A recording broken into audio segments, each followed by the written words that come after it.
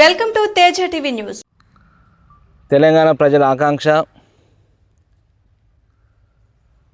4.5 సంవత్సరాల కాలంలో కేసీఆర్ గారు ప్రపంచంలో ఎక్కడ లేని విధంగా మరి కాళేశ్వరం ప్రాజెక్టుని తీసుకొచ్చి లక్షల ఎకరాలకి సాగునీరు అందించిన గొప్ప నాయకుని పట్టుకొని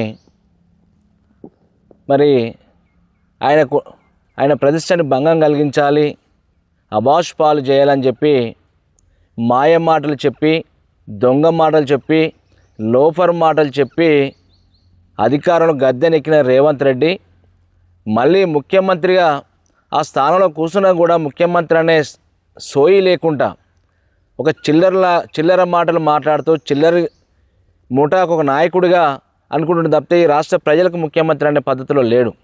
ఇలాంటి చిల్లర మాటలు ఈరోజు హైకోర్టులో మరి ఏ రకమైన తీర్పు వచ్చిందో మనందరం చూసినాం. లక్షల ఎకరాలు సాగునీరించిన గొప్ప నాయకుడు కేసీఆర్ గారిని పట్టుకుని ఇలా కాళేశ్వరం ప్రాజెక్ట్ కదా అది కూలేశ్వరం ప్రాజెక్ట్ అంటాడు. 89,000 కోట్ల రూపాయలతోటి ప్రాజెక్టు నిర్మాణం చేస్తే 1,00,000 కోట్ల కుంభకోణం జరిగిందని ప్రజలు ఒక విషం జిమ్మిండు. ఈ 2.5 సంవత్సరాల కాలం అధికారం వచ్చిన కానీ మొదలు పెట్టుకుంటే ఒక విష ప్రచారంలాగా పెట్టుకుని కేసీఆర్ గారి కుటుంబం హరీష్ రావు గారిని పోతే కేటీఆర్ గారు కానీ అధికారులు పనిచేసిన వాళ్ళని కూడా అనేక రకాలుగా అబాష్ పాలు చేసి ఇబ్బంది పెట్టే కార్యక్రమం చేసింది. ఇవాళ ఏమైంది? గోషి కమిషన్ అనేది వేస్తే ఆ కమిషన్ ఏమైంది? ఇవాళ నీ పిసిసి అధ్యక్షుడు రేవంత్ రెడ్డి కూర్చొని మీరు రాసిన స్లిప్ ఇచ్చి దాదాపు 600 పేజీలు ఈ 2.5 సంవత్సరాల కాలం మీకు చేయవలసిన కార్యక్రమం ఏంటంటే ఇచ్చిన 426 గ్యారంటీలు పూర్తి చేయకుండా 600 పేజీలు డేటా తయారు చేసి కేసీఆర్ గారిని ఒక బదలాం చేయడం కోసం దానికి ప్రత్యేకంగా అసెంబ్లీ సమావేశాలు పెట్టి అసెంబ్లీ సమావేశాలు చర్చ జరగకుంటే పరారైపోయిన పిరికి పంద ప్రభుత్వం ఇది. ఇలా కోర్టు పోతే కూడా లోపాయకారంగా బీజేపీ నాయకులతో కొంతమందితో ఒప్పందాలు పెట్టుకుని కేసీఆర్ గారిని హరీష్ రావు గారు కేసీఆర్ గారి ఆదేశాలతోటి రాత్రింబగలు తనకున్న మేధస్సును రంగరించి ఆ ప్రాజెక్టు నిర్మాణం చేస్తే అంత అద్భుతమైన ప్రాజెక్టు కడితే ఆ ప్రాజెక్టు కేసీఆరే ఇంజనీర్ అంట, 1,00,000 కోట్ల కుంభకోణం జరిగిందంట. ఓ సిగ్గుమాలిన మాటలు మాట్లాడుకుంటూ రిపోర్ట్ తయారు చేశారు.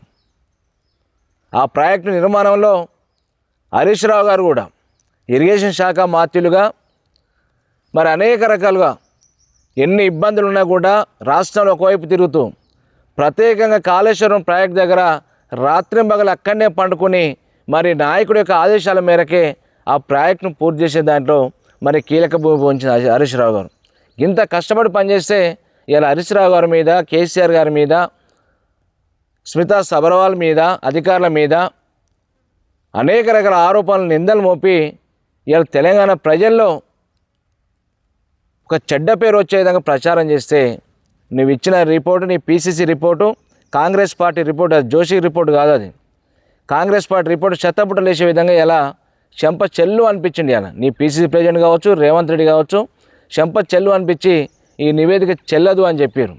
నోటీసులు ఇవ్వకుండా ఏమాత్రం సెక్షన్ 8 ప్రకారం నోటీసులు ఇచ్చి ఎవరిని అడగకుండానే ఓ నివేదిక కమిటీ వేసి నివేదిక తయారు చేసి చిల్లర మన చెవాకులు పేలుతూ యూట్యూబ్ ఛానల్ ఉన్నాయిగా అని చెప్పి, దోసుకున్న డబ్బు ఉందిగా అని చెప్పి యూట్యూబ్ ఛానల్ ఇంట్లో పెట్టుకుని ఇష్టానుసారంగా కేసీఆర్ గారి మీద బదనాం చేసే కార్యక్రమం. ఇవాళ ఏం చెప్తావు ఆన్సర్ తెలంగాణ ప్రజలకు? ఈ 2.5 సంవత్సరాల కాలంలో రైతులు ఎంత గోసపడ్డారు. ఇవాళ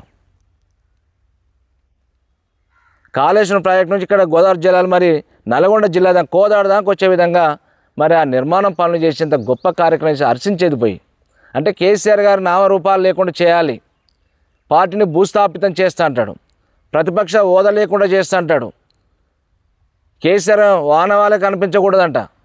అందుకే డాక్టర్ బిఆర్ అంబేద్కర్ గారు విగ్రహం పెడితే దాన్ని తాళం వేసి పెట్టిండు. అంత పెద్ద అద్భుతంగా పార్లమెంట్ భవన్ కూడా అద్భుతంగా భారతదేశం ఎక్కలేని విధంగా అసెంబ్లీ కడితే డాక్టర్ బిఆర్ అంబేద్కర్ గారు పేరు పెడితే దాంట్లో ఏదో పలుగుళ్ళు వచ్చినాయి, వర్షానికి కూలుతుందని చెప్పి అపవాసు పాలు చేస్తాడు. కేసీఆర్ గారు పెట్టిన పథకాలన్నీ కాల రాసేసిండు. నువ్వు దొంగ మాటలు చెప్పిన ఏ ఒక్క పథకం నడవదు. ఇంత చిల్లరగా ఎక్కడ కూడా చూడలే. ఎందుకంటే ఆయన ఆంధ్రాకు నీళ్ళు తీసుకుపోవడం కోసం చంద్రబాబు యొక్క కనుసైగల్లో ఈ రాష్ట్ర ప్రభుత్వం నడుస్తుంది. అందుకనే ఇది ఏమంటారంటే కాంగ్రెస్ పార్టీ కాదు, సైకిల్ కాంగ్రెస్ పార్టీ ఇది. ఇలా తెలుగుదేశం పార్టీలు ఉన్న వాళ్ళకి ఆయన అడుగుల మనుగొత్తులకే ఇలా పనులు చేస్తుంది తప్పితే తెలంగాణ ప్రజలు మర్చిపోయాడు. ఏమైనా చంద్రబాబు ఆదేశాలు, కేసీఆర్ గారి మీద కక్ష సాధింపు. ఈ ఫార్ములా అంటే కేటీఆర్ గారి మీద కక్ష సాధింపు, హరీష్ రావు మీద నోటీస్ ఇచ్చి కేసులు పెట్టే కార్యక్రమం. బీఆర్ఎస్ పార్టీ శ్రేణులు అంటే పార్టీ ఉండకూడదంటే పరిస్థితిలో ఇలా బీజేపీతో చేయగలిపి మా నాయకుడు కేసీఆర్ గారు ఒక విజన్ తోటి భారతదేశానికి ఆదర్శంగా నిలబడ్డ నాయకుని పట్టుకొని, తెలంగాణ సాధించి పెట్టిన నాయకుని పట్టుకొని ఇలాంటి చిల్లర మల్లర మాటలు మాట్లాడితే నీ కాంగ్రెస్ పార్టీకి పుట్టగతులు ఉండవు.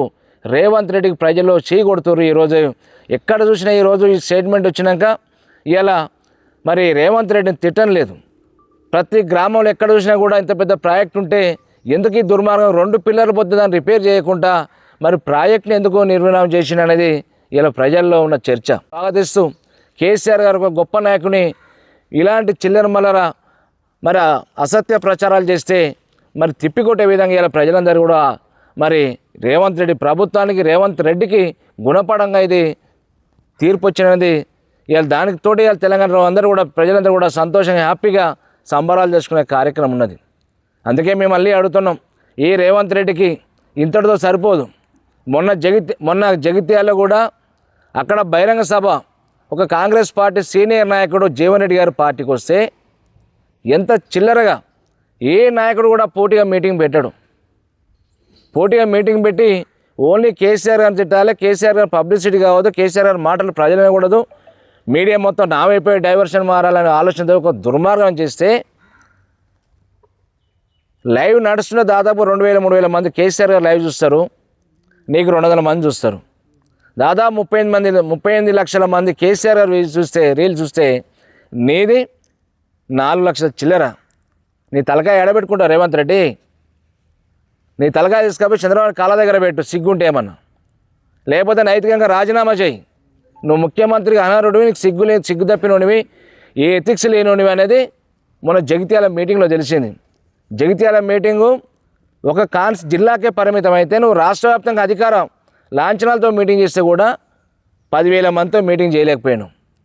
కేసీఆర్ నీకు పోలికేంది? కేసీఆర్ గారు గోటి కూడా సరిపోను. ఓటుకు నోటు దొరికిన దొంగవి, పగటి దొంగవి. ఇప్పటిదాకా ఉద్యమం చేసిన నాయకులను పట్టుకొని కేసీఆర్ గారి మీద, కేటీఆర్ గారి మీద, హరీష్ రావు మీద ఎప్పటిదాకా నీ ఏడుపు తప్పితే ప్రజలకు ఇచ్చిన మాట ఏంది, నెరవేరవలసిన బాధ్యత ఏంది అనేది సోయి నీకు ఇంగిత జ్ఞానం లేకుండా ఇలా కుటుంబ పాలన జరుగుతుంది. నీ కుటుంబ పాలన జరుగుతుంది. జూబ్లీస్ ప్యాలెస్కి వెళ్ళి నీ కుటుంబ పాలన 1000 కోట్లు ఎక్కడికో పోయింది. అలా పేదలు ఉసురు తలుగు ఇలా హైదరాబాద్లో ఉన్న పేద వర్గాలైన ఇళ్ళని గులగొట్టి హైడ్రా పేరుతోటి ఇలా 1000 కోట్లు సంపాదించుకుంటున్న అన్నదమ్ములు కలిసి. నీకేమాత్రం సిగ్గు, శరం, లజ్జ ఉంటే ఇలా హైకోర్టులో వచ్చిన తీర్పు ప్రకారంగా నైతికంగా రాజీనామా చేయాలి. కేసీఆర్ గారి కాళ్ళు పట్టుకోవాలి. తప్పు అయింది, తప్పు రిపోర్ట్ ఇచ్చి నేను ప్రజలు తప్పుదో పట్టించానని చెప్పి కేసీఆర్ గారు కాళ్ళు పట్టుకోవాలి. కేసీఆర్ గారు కాళ్ళు పట్టుకొని తిరిగినావు కదా గతంలో. కేటీఆర్ కనుక హరీష్ రావు కనుక తిరగలేను, ఇలా పెద్ద నాయకుడు అని చెప్పి కేసీఆర్ గారికి సవాల్ చేస్తావా? ఇకనైనా చిల్లర మల్లర మాటలు మానుకొని బుద్ధి తెచ్చుకొని ఇచ్చిన హామీల మేము దృష్టి పెట్టు. ఎట్లనో చేయలేవు, అవి కూడా చేయలేవు. కళ్యాణ లక్ష్మి బంద్ అయింది, ఆసరా పెన్షన్లు ఏది అన్నీ బంద్ అయిపోయినాయి. ఏం లేదు. దిక్కుమాల సంస్కృతి బీఆర్ఎస్ పార్టీని ఎట్లా బదనాం చేయాలి. కేసీఆర్ గారు ఆపే శక్తి ఎవరికి లేదు. ప్రజల్లో బ్రహ్మాండంగా ఆదరణ ఉంది కేసీఆర్ గారికి. ఇప్పుడు ఎన్నికలు పెట్టినా కూడా నీకు ప్రతిపక్ష హోదా కూడా రాదు. కేసీఆర్ గారిని గొప్పగా చూస్తారు ఇలా ప్రజలు.